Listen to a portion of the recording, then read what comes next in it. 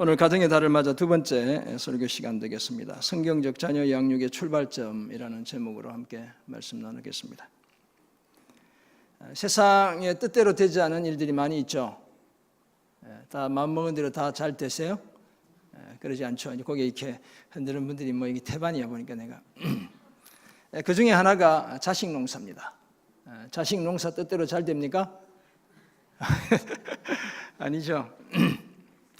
우리가 금지옥엽, 아주 아름다운 말이죠. 금으로 된 가지, 옥구슬로 된 이 잎사귀라는 거죠. 그렇게 키우죠. 애지중지 키웁니다. 사랑하고 중하게 여기며 키우죠. 그렇게 키웠지만 부모의 수고는 아랑곳하지 않고 제멋대로인 경우가 많이 있습니다. 제먹고 살기 바빠 하나님과 교회는 뒷전인 그런 우리 자녀들도 많이 있어요. 여러분들의 자녀는 다행히 안 그러시겠지만 제가 보니까 우리 자녀들은 좀 그런 것 같아요. 이런 자녀들을 향해 어떻게 부모의 도리를 다해야 하는지가 우리의 숙제입니다. 더구나 부모는 하나님의 뜻을 따라 자녀들을 양육할 책임을 진 하나님의 대사라고 제가 지난주에 말씀드렸습니다.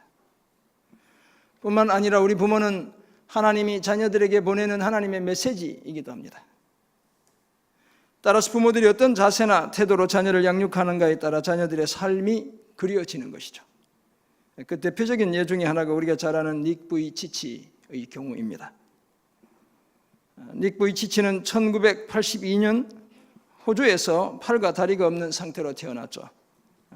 아주 희귀한 병인 테트라 아멜리아 이상이었습니다. 이 어린 닉이 8살 때 자살을 생각했고 10살 때는 실제로 욕조에 자기 몸을 던지기도 했습니다. 3번이나 자살 계획을 세웠던 닉이 다시 일어설 수 있었던 것은 부모의 헌신적인 돌봄과 격려 때문이었습니다. 날마다 닉에게 너는 하나님의 특별한 아이야. 하나님의 특별한 목적을 가지고 이 땅에 태어났어 라며 격려해 주었습니다. 닉의 부모님이 목사님 부부죠. 이런 돌봄 속에서 하나님의 사랑을 깨닫게 되었고 예수님께 조금씩 가까이 나아가면서 자신감을 얻게 되었습니다. 그리고 날 때부터 맹인이었던 사람이 등장하는 요한복음 9장을 읽던 중에 인생의 큰 전환점을 맞이합니다. 예수님이 맹인으로 태어난 것이 누구의 죄 때문도 아니고 그에게 하나님이 하시고자 하는 일을 나타내기 위해서다 라는 이 본문을 읽게 된 것이죠. 주님의 이 말씀을 듣게 되었습니다. 닉은 비로소 자신이 이 땅에 태어난 목적을 깨달았습니다. 하나님은 지금까지 한 번도 사용하시지 않은 방법으로 자신을 사용하신다는 사실을 알게 되었죠. 15살이 되자 자신의 생명을 주님께 바치기로 결심합니다. 그리고 17살 때부터 사람들 앞에서 간증을 시작했습니다. 그리고 지금은 전 세계를 다니면서 희망을 전하는 희망 전도사가 되었습니다.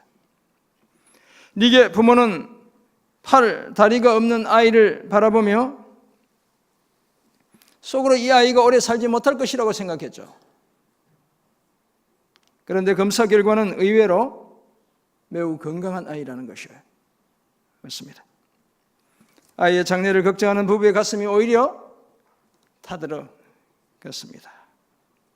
차라리 이대로 그냥 주님이 데려가시면 더 좋을 것이라는 생각도 하는 거예요. 이 아이가 앞으로 어떤 삶을 살지를 생각하며 눈앞이 캄캄했습니다. 그럼에도 부모가 할 수 있는 일은 아무것도 없었죠. 무능하고 무기력한 자신들 때문에 철저히 절망했습니다. 눈물과 슬픔과 의문의 나날을 한참 동안이나 보내야 했습니다. 다행히도 이런 슬픔을 극복한 부모의 극진한 사랑 속에서 이 닉이 계속 성장하게 되었습니다. 부모는 없는 팔다리가 다시 생겨나게 할 수는 없었지만 끊임없이 하나님의 말씀으로 아들을 격려했습니다. 드디어 닉이 말씀을 통해 하나님을 만났고 자신의 존재의 이유와 목적을 깨닫게 되었죠. 그래서 그때 이후로 닉은 자신의 모습을 당연한 것으로 받아들였습니다. 이제 닉은 모든 고통당하는 사람들을 향해 인생의 역경이 아무리 크더라도 주님은 더 크신 존재이며 가장 어려운 때라도 그만한 목적이 있다라고 말할 수 있게 되었습니다. 물론 모든 자녀들이 닉 부이치치처럼 자랄 수는 없습니다. 그렇지만 우리는 동일한 기대를 가지고 자녀 양육의 사명을 다해야 합니다. 하나님이 역사하시면 또 다른 닉 부이치치도 가능하기 때문에 그렇습니다. 그러기 위해서 무엇부터 시작해야 하는지가 오늘 저와 여러분의 고민이라고 할 수 있습니다. 우리는 오늘 보면 신명기 6장 4절에서 9절 등을 통해 성경적 자녀 양육의 출발점 몇 가지를 함께 생각해 보려고 합니다. 먼저 오늘 본문이 말씀하시는 것처럼 하나님의 말씀을 부지런히 자녀들에게 가르쳐야 합니다. 둘째, 우리는 부모로서 자녀 양육에 있어서도 무능함을 인정해야 합니다. 그리고 겉으로 우리 부모의 정체성을 자녀들로부터 확립하는 것이 아니라 하나님 안에서 확립해야 합니다. 이 세상에 완벽한 부모는 존재하지 않습니다. 나는 나름대로 이렇게 자식들 잘 키워왔다고 자부하는 분들 계시긴 하겠지만 가만히 뜯어보면 다 우리는 부족했어요. 완벽하거나 완전한 분은 하나님 한 분밖에 없습니다. 정도의 차이는 있지만 우리 모두는 허물투성입니다. 불완전한 존재예요. 비록 부모이긴 하지만 우리도 감정의 기복이 심합니다.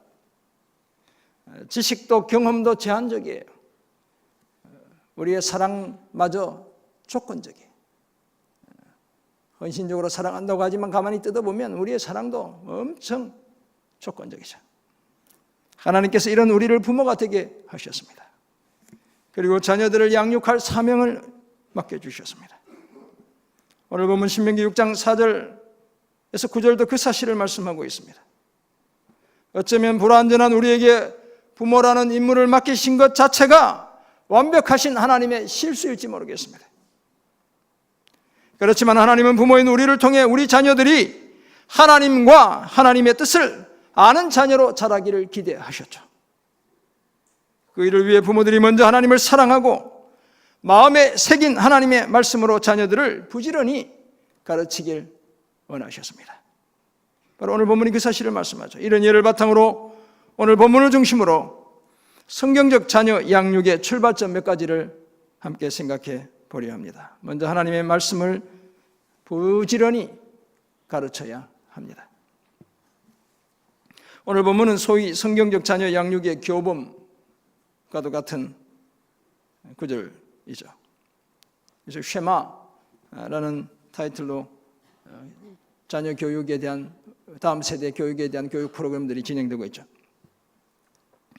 부모는 자녀들에게 하나님의 말씀을 부지런히 가르쳐야 한다고 말씀하고 있습니다. 그러기 위해 부모들이 갖추어야 할 성결 조건이 있어요. 오늘 본문을 가만히 보면 우리가 가르치려 들기 전에 우리가 갖추어야 할 요소들이 있다는 거예요. 그것이 바로 유일한 여호와 하나님을 마음을 다하고 뜻을 다하고 힘을 다하여 사랑하는 것입니다. 오늘 보면 4절 5절이 그렇게 말씀하죠. 이스라엘아 들으라 쉐마 이스라엘 이렇게 시작하는 거예요. 우리 하나님 여호와는 오직 유일한 여호와시니 너는 마음을 다하고 뜻을 다하고 힘을 다하여 내 하나님 여호와를 사랑하라. 부모들에게 지금 주님이 주시는 말씀이죠. 하나님을 먼저 사랑하고 가장 사랑하는 것이 우리 부모들이 갖추어야 할 선결 조건입니다. 그래야 자녀들을 양육하면서 소유하려 들지 않습니다. 우리 자녀들을 나의 우상으로 삼지 않습니다. 더구나 하나님은 유일하신 여호와이시죠. 스스로 계시는 창조주요 구원자요 통치자가 되시는 분입니다. 부모와 자녀의 삶을 다 책임지실 수 있는 유일한 분이세요. 그 하나님을 먼저 사랑할 때 자녀들을 제대로 사랑하고 더 많이 사랑할 수 있습니다. 하나님에 대한 사랑 때문에 자녀들에 대한 사랑이 줄어드는 법이 결코 없습니다. 오히려 하나님을 덜 사랑하기 때문에 자녀들을 덜 사랑하게 되는 거예요. 이렇게 하나님을 사랑하는 부모들의 사명이 바로 자녀들에게 하나님의 말씀을 부지런히 가르치는 것입니다. 그러기 위해 오늘 보면 6절을 보면 부모는 먼저 하나님이 오늘 명하시는 말씀을 자신의 마음에 새겨야 합니다. 이렇게 말씀하죠. 오늘 내가 내게 명하는 이 말씀을 너는 마음에 새기고 라고 말씀합니다. 여기서 마음에 새기라는 말은 마음에 여호와의 말씀이 있게 하라, 머물게 하라. 영어로 이야기하면 비동사가 사용되고 있어요. 그렇다면 여호와의 말씀이 부모의 말과 행동의 기준이 되게 하라고 요청하고 있습니다. 그리고는 자녀들에게 여호와의 말씀을 부지런히 가르칠 것을 명령하죠. 여기서 가르친다는 것은 날카롭게 하다는 의미도 가지고 있어요. 그래서 히브리어 사전 보면 teach라는 의미도 있지만 sharpen이라는 의미도 있어요.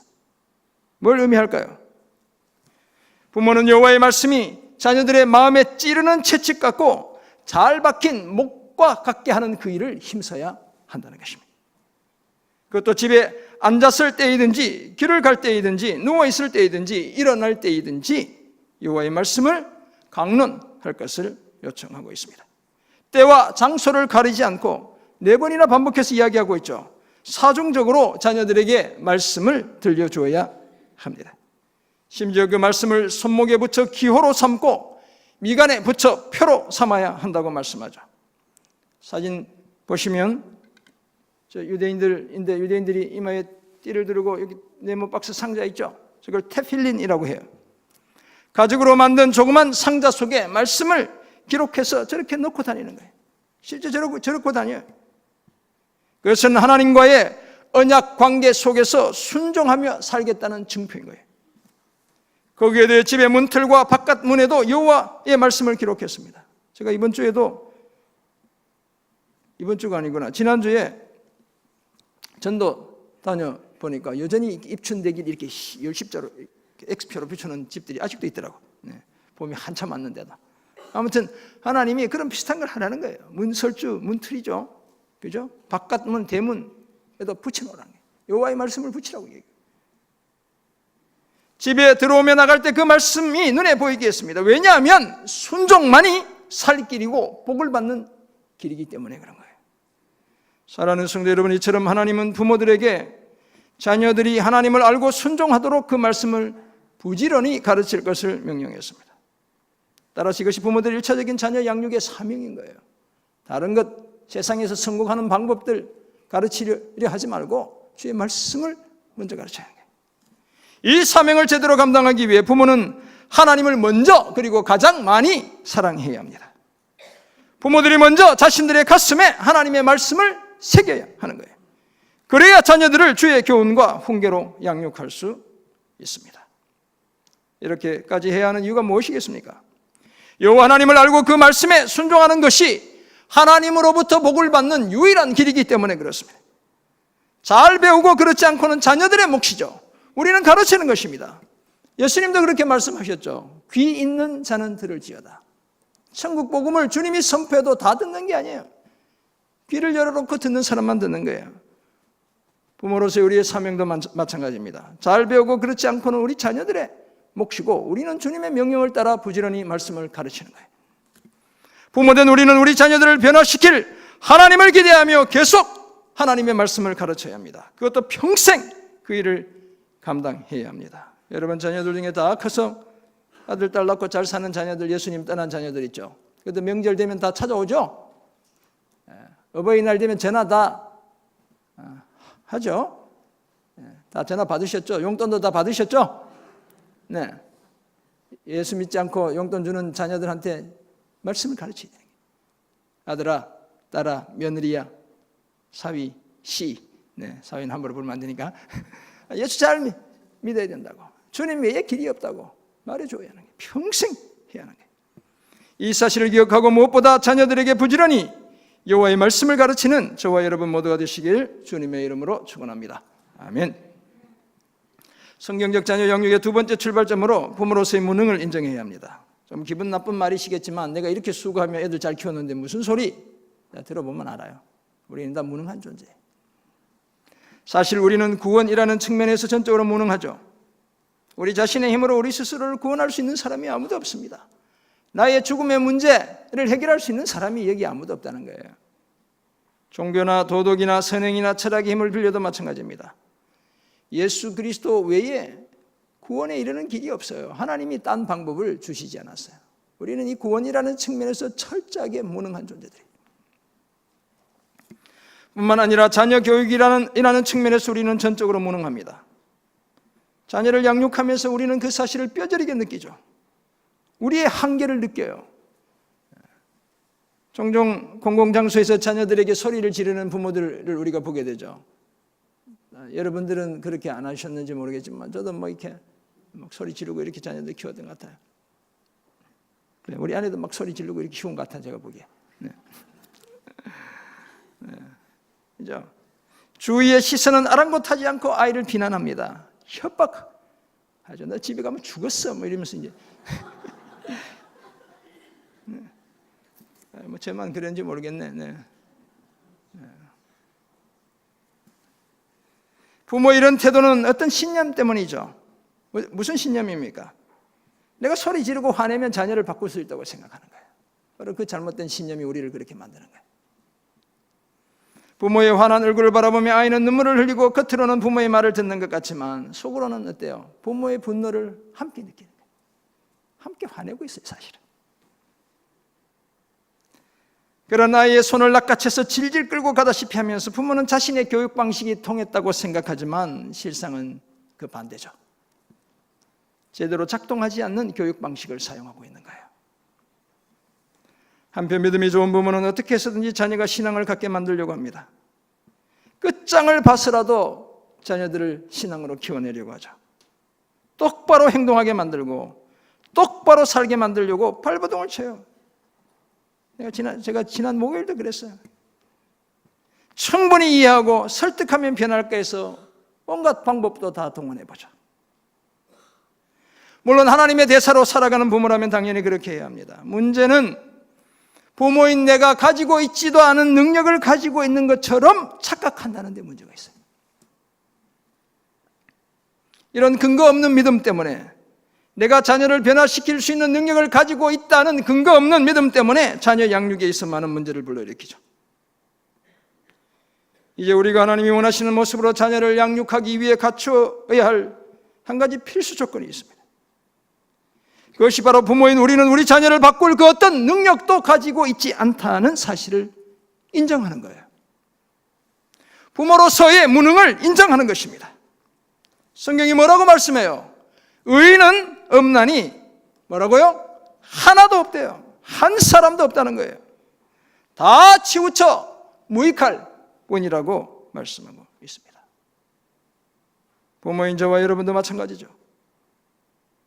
더구나 자녀 양육은 자녀를 변화시키기 위해 부모의 능력을 사용하는 것이 결코 아닙니다. 성경의 핵심 주제인 그리스도의 복음이 자녀 양육의 진정한 가이드라인인 것입니다. 어느 누구도 다른 사람 안에 영원한 변화를 창조해낼 수 없습니다. 그럴 수 있다면 예수님이 오실 필요가 없었죠. 예수님의 성육신과 삶과 죽음과 부활이 증명하는 것은 우리 인간에게는 누군가를 변화시킬 능력이 전혀 없다는 그 사실을 증명하는 거예요. 다른 방법이 있었다면 하나님이 굳이 그렇게까지 하나밖에 없는 아들을 그 고통스러운 수치스러운 십자가의 죽음으로 죽게 하셔야 할 이유가 없었죠. 사랑하는 성도 여러분, 진정한 자녀 양육은 하나님께서 우리 자녀에게 행하실 변화의 사역을 겸손히 받아들이고 그 일에 믿음으로 동참하는 것입니다. 하나님은 부모인 우리에게 변화 사역에 동참할 능력을 주신 것이 아니라 자격을 주셨어요. 변화시킬 능력을 주신 것이 아닙니다. 그런데도 우리는 마치 변화시킬 능력을 가진 것처럼 행세하죠. 더 크게 얘기하고 더 무섭게 위협하고 벌을 주면 자녀들이 변할 것이라 생각합니다. 기대한 변화가 일어나지 않으면 어떻게 해요? 더 강력하게 대응하기도 하는 것이죠. 물론 협박과 보상을 통해, 채찍과 당근을 통해 자녀들에게 두려움을 주거나 환심을 살 수 있습니다. 그래서 일시적으로 우리 자녀들의 행동을 통제할 수도 있어요. 아주 잠시나마 변한 것처럼 보이게 할 수 있어요. 그러나 자녀들이 정말로 변해서 삶의 열매를 맺으려면 마음에서 변화가 일어나야죠. 속이 변해야, 속 사람이 변해야 삶이 변하는 것입니다. 부모인 우리가 계속 마주해야 할 문제는 마음의 변화인데, 우리 중 그 누구에게도 우리 자녀들의 마음을 변화시킬 능력을 가진 사람은 없습니다. 이런 측면에서 우리 부모는 전적으로 무능한 존재임을 인정해야 합니다. 그래야 하나님의 간섭과 도우심과 구원이 시작됩니다. 이제 애들이 막 크고 그냥 좋기만 한 부모들은 제가 이 말 하면 무슨 소리인지 몰라요. 사춘기를 지나면서 이게 한번 보세요. 커가지고 청년이 지나면서 신앙을 떠나고 지 멋대로 살려고 하는 자녀들 한번 키워보세요. 제가 왜 이런 얘기 하는지 그제서나 아실 거예요. 더구나 우리가 무능하다는 것은 어떤 측면에서는 참 좋은 소식이죠. 우리의 무능을 인정할 때 끊임없는 두려움과 좌절에서 벗어날 수 있습니다. 무능을 받아들이면 양육의 걱정에서 해방될 수 있습니다. 왜냐하면 하나님께 우리 자녀를 온전히 맡겨드릴 수 있기 때문에 그래요. 더구나 하나님은 우리가 우리 자녀를 사랑하는 것보다 훨씬 더 자녀들을 사랑해 주시는 분이시죠. 여러분 잠잠해서 아들, 딸 사랑한다고 꿈속에 평생 몇 번 고백해 보셨어요? 내 자기 바쁜 거예요. 사실 우리가 솔직히 얘기하면 나도 피곤하고 아들, 딸 잘 자겠지 이렇게 생각하고 그냥 자잖아요 우리. 근데 하나님은 어떤 분이에요? 주무시지도 졸지도 않는 거예요. 나보다 훨씬 더 내 자녀를 더 책임져 주시는 분이시죠. 우리가 가진 능력과는 비교할 수 없는 능력을 가진 분입니다. 우리가 부모로서 울부짖을 때 절대 뒤돌아서 계시지 않는 분이 우리가 믿는 하나님이에요. 우리 자녀들이 도움을 구할 때 결코 외면하시지 않는 분이 우리와 우리 자녀들이 믿는 하나님인 거예요. 이 사실을 기억하고 자녀 양육에 있어 부모로서의 무능을 인정하고 하나님의 도우심을 늘 구하는 저와 여러분 모두가 되시길 주님의 이름으로 축원합니다. 아멘. 성경적 자녀 양육의 마지막 출발점으로 부모로서의 정체성을 제대로 확립해야 합니다. 자녀 양육의 실패의 중요한 원인 중에 하나는 부모가 자기 정체성을 제대로 확립하지 못했기 때문에 그렇습니다. 나의 아이덴티티를 어디서 찾는가 이게 문제라는 거예요. 많은 부모들이 자신의 정체성을 자녀들에게서 찾으려 합니다. 그래서 자녀들을 소유하려 들고 심하면 조종하려 드는 거예요. 더 큰 문제는 부모들이 자신들의 이런 상태를 제대로 진단해내지 못하고 있다는데 더 큰 문제가 있습니다. 왜 부모가 자녀들 때문에 마음의 깊은 상처를 받게 되는 것일까요? 여러분에게 한번 솔직히 한번 물어보세요. 내가 왜 내 자녀 때문에 상처를 받는가? 왜 우리가 통제 불가능할 정도로 자녀들 때문에 화를 내는 것일까요? 우리 자녀들이 막 계속 잘못하면 우리가 웃으면서 그래 니는 오늘 한 대 맞아야 돼 이러면서 이런 정신 나간 놈이 어떻게 이렇게 하냐. 목소리를 높이면 이렇게 하지. 통제 불가능해지잖아요. 여러분은 다 통제하시면서 잘 하시신 모양이네. 네. 저는 통제 불가능이야. 네. 왜 그렇게 화를 내게 되는 것일까요?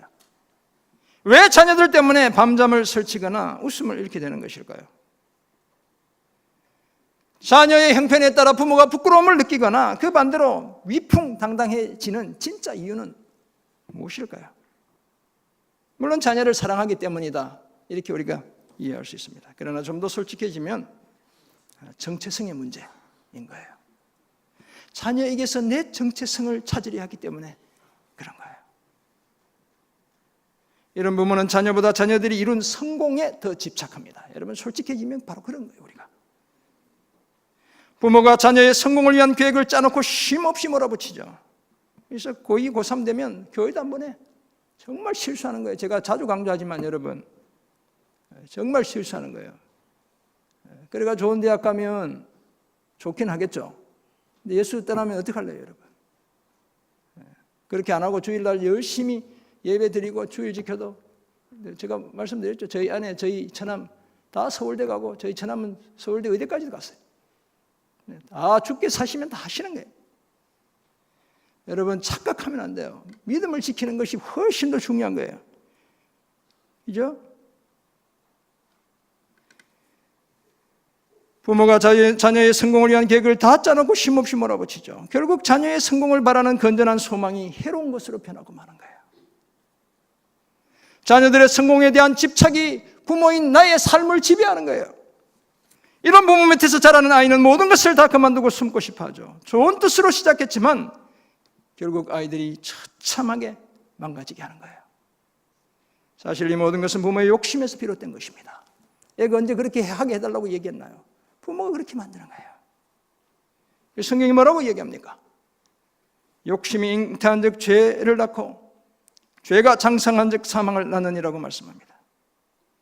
자신의 정체성을 자녀들의 성공에서 찾으려는 부모의 잘못된 욕심이 죄를 만들고 하나님을 떠나게 하고 결국 어리석은 죽음에 이르게 하는 거예요.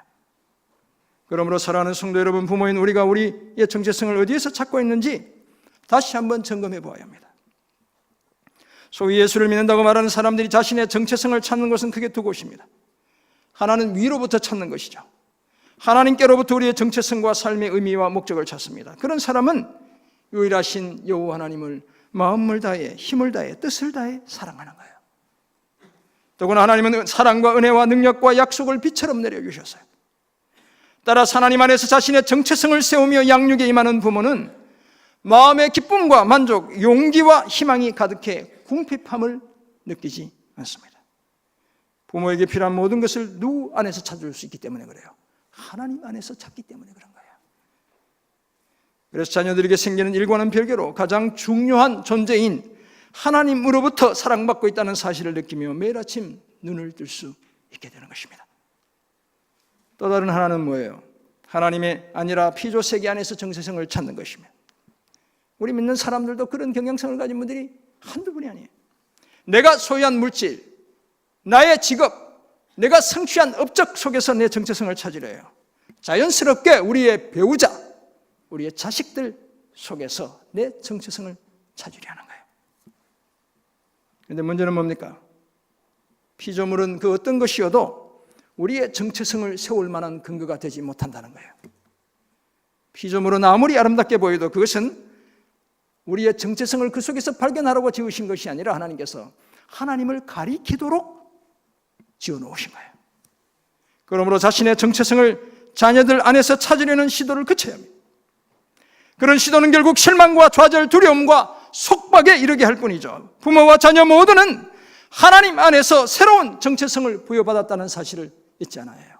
뭐라고 말씀하세요? 우리 모두는 택하신 족속이고 왕같은 제사장들이며 거룩한 나라요 하나님의 소유가 된 백성입니다. 그러므로 부모로서의 정체성을 자녀들에게서 찾으려는 어리석은 노력을 이제 그쳐야 합니다. 자연스러워 보이지만 고통스럽고 자녀에게 엄청난 부담을 주는 그런 시도를 멈춰야 합니다. 우리 자녀들에게 내 인생의 구세주가 되어달라고 말하지 않아야 합니다. 자녀들이 그 무게를 감당할 수 없을 뿐더러 그것 때문에 결국 부모와 갈등을 겪게 되는 거예요. 예수 그리스도만이 부모된 우리의 참된 의미입니다. 우리 인생의 참된 목적이죠.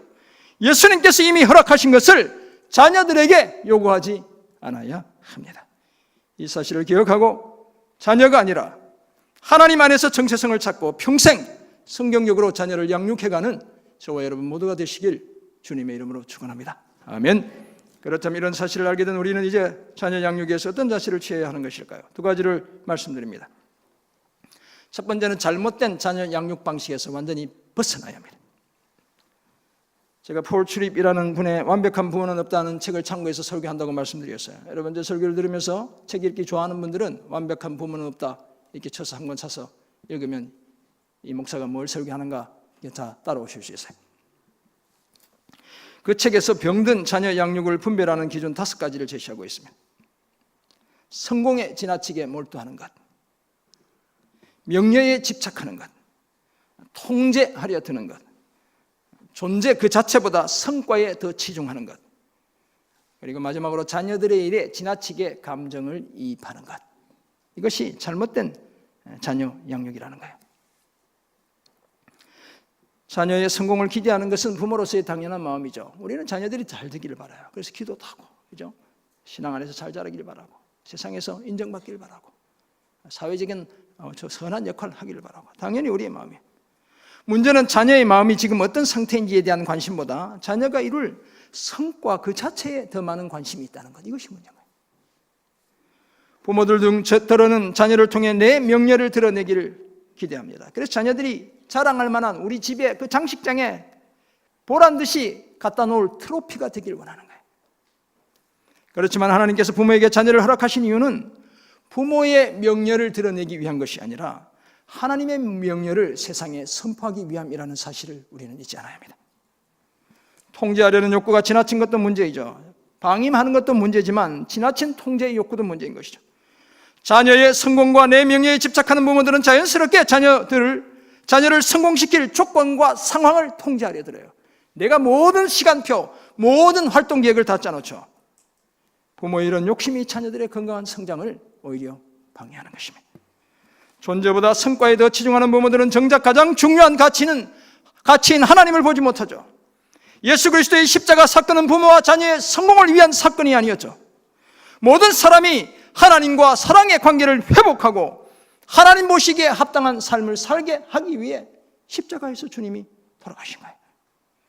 부모들은 자녀의 일에 지나치게 감정을 이입하는 잘못을 범하기도 합니다. 이런 부모들은 자녀의 성공이나 실패를 자신의 성공과 실패로 간주하죠. 지나치게 감정을 이입해 자녀들을 더 부담스럽게 만들어요.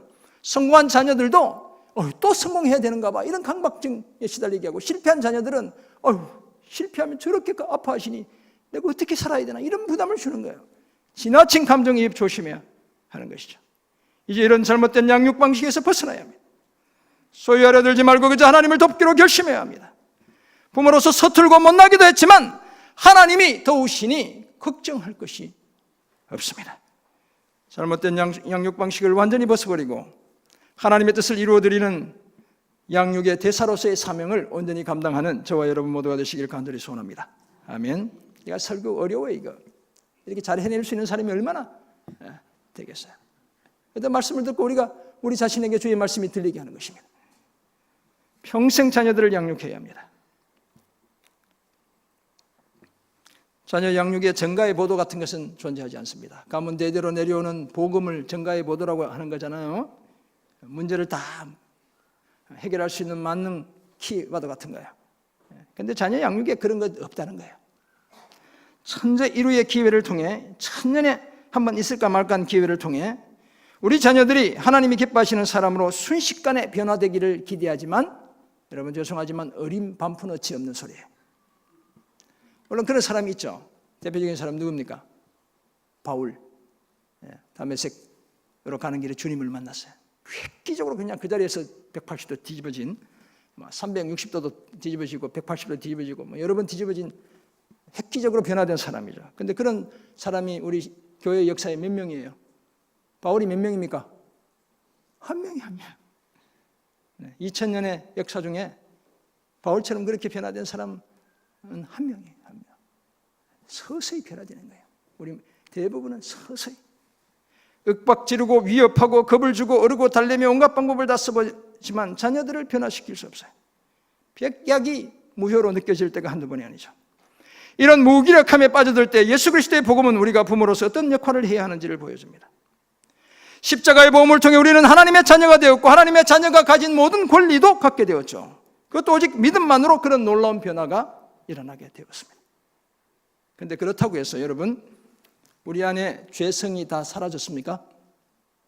여러분 안에는 죄된 마음이 없습니까? 여러분은 함부로 말하지 않고 그냥 다정하게, 따뜻하게, 늘 친절하게 그렇게만 이야기하셔요? 다 그렇게 하시는 모양이네. 저만 불친절 아니라고 하는 분도 계시네. 그죠? 우리의 죄성이 다 사라진 게 아니에요. 예수 믿고 의롭게 되고 주님이 우리를 의롭다 여겨주셨지만, 그래서 구원받았지만 우리 안에 여전히 못된 성품들이 남아요. 죄의 영향력은 어떻게 되는 거예요? 점점 작게 되는 거예요. 하루아침에 되지 않죠. 그리스도의 십자가는 하나님께서 만드신 단 한 번의 사건이지만, 단회성 사건이지만 하나님이 주도하시는 변화는 인생의 전 기간을 통해 이루어지는 것입니다. 이 원리는 자녀 양육에 있어서도 마찬가지예요. 우리 자녀들이 하루아침에 완전히 변할 수 없습니다. 여러분들이 그렇게 변하지 않았잖아요. 그렇지만 우리 자녀들에게 그런 엉뚱한 기대하지 않아야 하는 것입니다. 강요하지 않아야 하는 것이에요. 부모의 잘못된 기대가 큰 실망을 낳게 되고 하지 말아야 할 말과 행동을 하게 만드는 것입니다. 그러므로 부모는 자신의 잘못은 보지 못하고 자녀들의 잘못만 보는 영적 실명 상태에서 벗어나야 합니다. 그때서야 비로소 양육은 사건이 아니라 연속적인 과정이라는 사실을 깨닫게 되는 것입니다. 그것도 인생 전반이 걸쳐 일어나는 과정이죠. 그 일을 위해 자녀들과 끊임없이 대화해야 하지만 궁극적인 변화는 하나님이 만드시는 것이라는 사실을 늘 잊지 않아야 합니다. 그래야 모든 일을 한꺼번에 끝내려는 강박증에서 벗어날 수 있습니다. 이 원리를 붙들고 평생 말씀으로 자녀를 양육하기로 다짐하는 저와 여러분 모두가 되시길 간절히 소원합니다. 아멘. 하나님은 우리가 세상에 태어날 때 우리 각자를 가족의 구성원이 되게 하셨어요. 한 가족의 일원이 되게 하셨죠. 한 가정의 식구들이 되게 하셨어요. 우리는 태어나는 순간 우리 부모님들의 아들과 딸이 되었습니다. 우리 부모님들은 우리를 낳는 순간 우리의 아버지와 어머니가 되셨죠. 오늘 저와 여러분도 다 마찬가지인 것입니다. 이런 우리에게 시행착오란 불가피합니다. 앞에서도 말씀드렸지만 우리는 완벽하지 않은 부모들이기 때문에 그래요. 인생 자체가 불완전한 인생이기 때문에 그런 것이죠. 사실 자식이 태어나면서부터 우리가 부모가 되기에 턱없이 부족하다는 사실을 절감하게 되죠. 자식을 키우면서 우리가 점점 더 내가 제대로 된 부모가 되기에 참 부족하구나 그런 사실을 깨닫게 돼요. 기쁨의 순간 못지않게 절망의 순간도 자주 찾아옵니다. 이전에 내 몸 하나 챙기기도 버거워했던 우리가 오직 부모만 바라보는 자녀들로 인해 무수한 불편과 고난도 감수합니다. 그래야만 우리 자녀들로 살고 부모인 우리도 살 수 있기 때문에 그래요. 따라서 완벽하지 않은 부모가 나쁜 것이 아닙니다. 완벽하지 않은 부모가 나쁜 부모가 아니에요. 정말 나쁜 부모는 성장하지 않는 부모가 나쁜 부모인 거예요. 자신의 미성숙과 죄성과 무능을 모르는 부모가 문제인 것입니다. 하나님이 아니라 자녀들 속에서 내 정체성을 찾으려는 부모가 문제인 것입니다. 내 힘으로 자녀를 변화시키려는 조급증에 빠져든 부모가 문제인 것입니다. 사랑하는 성도 여러분, 그러므로 자신의 부족함과 약함을 자녀 양육에 있어서도 인정하며 실패와 좌절의 순간들을 교훈으로 삼아 더 좋은 부모가 되기로 결심해야 합니다. 그러기 위해 무엇보다 하나님 말씀을 자녀들에게 부지런히 가르쳐야 합니다. 내가 이렇게 좋고 내가 이렇게 사랑하는 예수를 자녀들이 믿게 해야 되잖아요. 알게 해야 되잖아요. 그것이 하나님을 가장 사랑하고 먼저 사랑한다는 증거이겠죠. 뿐만 아니라 자녀 양육에 있어 전적으로 무능함을 인정해야 합니다. 내 힘으로 변화시킬 수 있다는 생각 자체를 하지 않아야 합니다. 변화시킬 능력은 하나님만 가지고 계십니다. 그것이 훨씬 더 안전하다는 사실을 잊지 않아야 합니다. 그리고 부모로서의 정체성을 하나님 안에서 찾아야 합니다. 그래야 자녀들로 인한 어떤 시험과 시련 속에서도 견고하게 자녀 양육의 사명을 감당해낼 수 있습니다. 이 사실을 기억하고 엉뚱한 욕망에서 비롯된 잘못된 자녀 양육 방식을 버리고 평생 인내하며 성경적 자녀 양육의 사명을 완수해 나가는 저와 여러분 모두가 되시기를 주님의 이름으로 축원합니다. 아멘. 기도하겠습니다. 하나님 아버지, 오늘 우리에게 주신 귀한 말씀을 기억합니다. 부모로서 우리 자신을 다시 한번 돌아보게 하시고 주님 기뻐하시는 방식대로 아름답게 우리 자녀들 양육해가는 저희들 되게 도와 주옵소서. 주님, 우리 모두는 양육의 대사임을 잊지 않게 하시고 하나님의 메시지라는 사실도 함께 기억하게 해 주옵소서. 우리가 마치 자녀들을 변화시킬 능력을 가진 것처럼 착각하고 집착하며 자녀들을 변화시키려 들지 않게 도와주시고 우리는 말씀을 가르치고 주님께서 친히 우리 자녀들을 새롭게 해주시는, 진정으로 변화시켜 주시는, 마음에서부터 변화를 일으켜 주시는 그 놀라운 변화, 그 성장과 성숙을 경험하는 저희 모두 되게 도와 주옵소서. 감사드리며 살아계신 예수 그리스도의 이름으로 기도드립니다. 아멘.